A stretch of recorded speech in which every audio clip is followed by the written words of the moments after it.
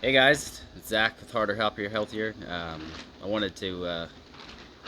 Sorry, I'm not wearing any clothes. I'm outside because the kids are inside screaming and yelling, and it's loud. And Paul Saladino gets away with it, so why can't I? It's 100 some odd degrees, so I just didn't want to have a wet shirt when I went back inside.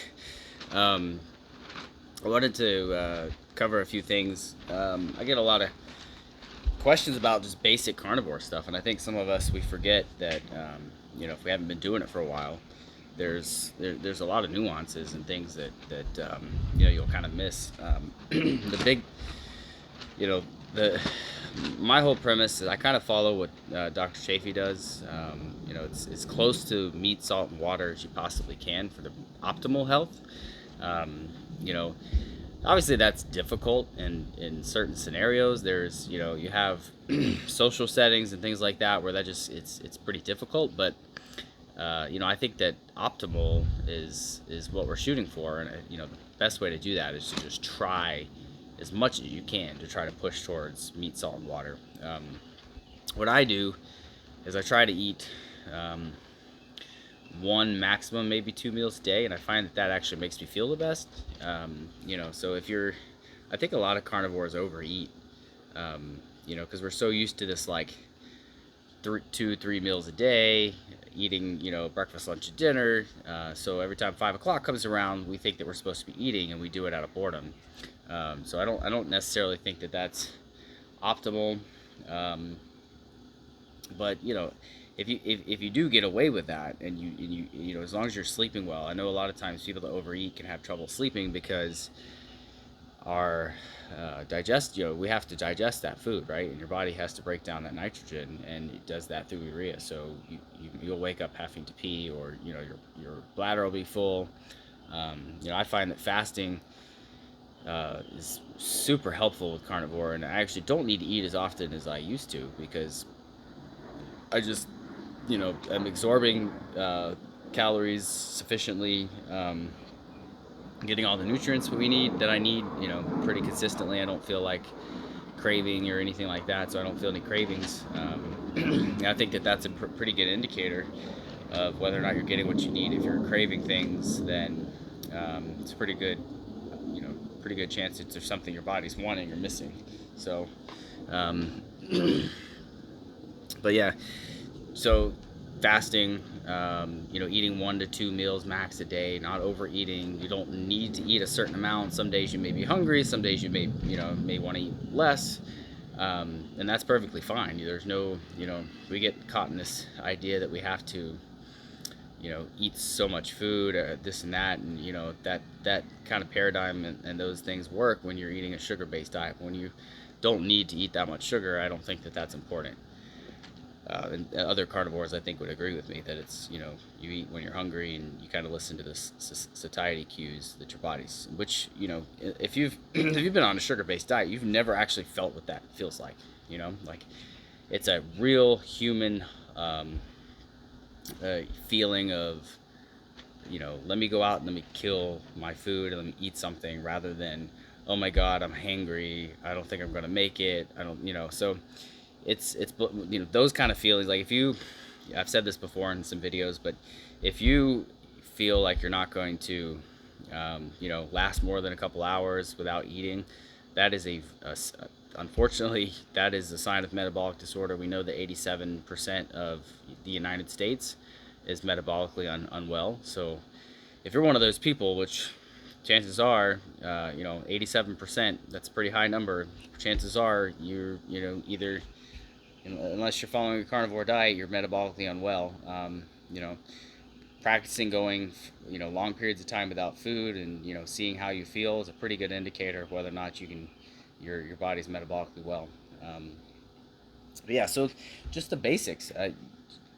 Meat, salt, water. It's pretty simple. There's not a really way to do it wrong. Initially, if you're going to start carnivore, you're going to feel some, some sugar cravings and things like that. That's completely normal. You're just going to have to willpower through that. There's no easy way to deal with it. I know that for me, I was taking spoonfuls of butter, which was very helpful initially. But the whole goal of carnivore is to just change your relationship with food. And I want you guys to understand, I'm putting this information out there because I want to make your lives better, in the sense of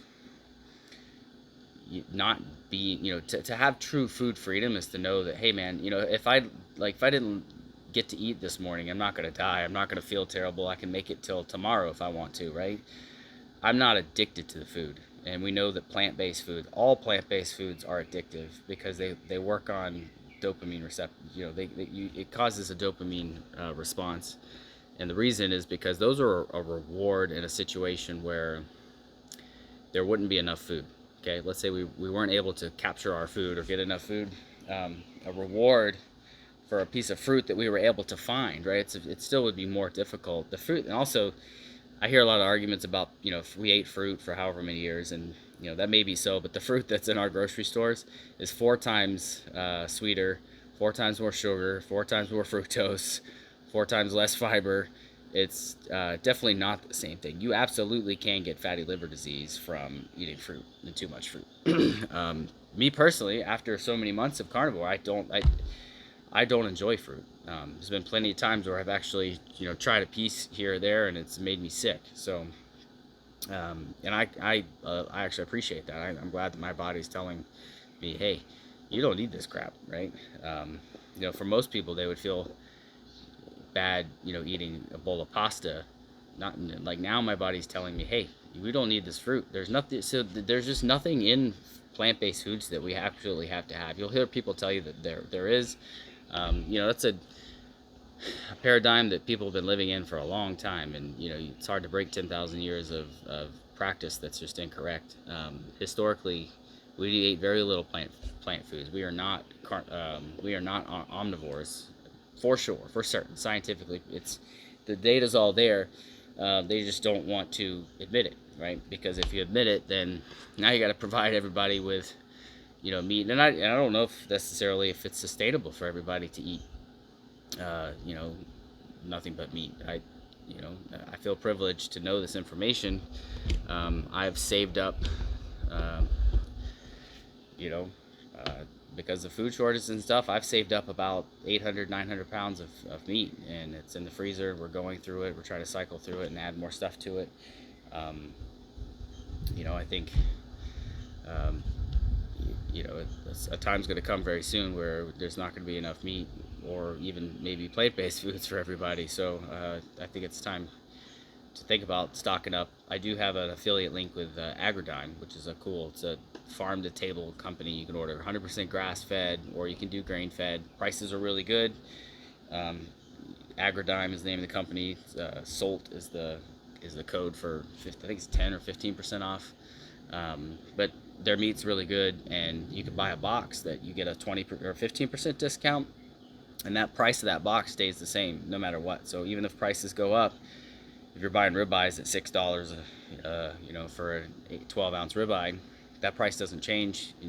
Like me, I get a monthly box. I get 30 a month, 30 ribeyes at a really good price, and that doesn't change. So that I think that's pretty cool that they do that. And Agridime has some other cool features too. They have like where you could buy a cow and actually invest in the cow, and when the cow is sold and chopped up and dispersed, they give you a portion of the profits plus your money back. So it's a pretty cool company.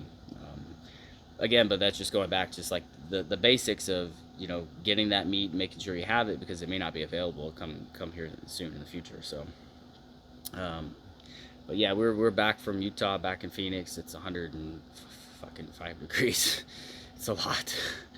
But yeah, I want the basics to be covered, over and over again, because a lot of people they get lost in what they're trying to do, and I could understand that. I mean, it's not easy to do this.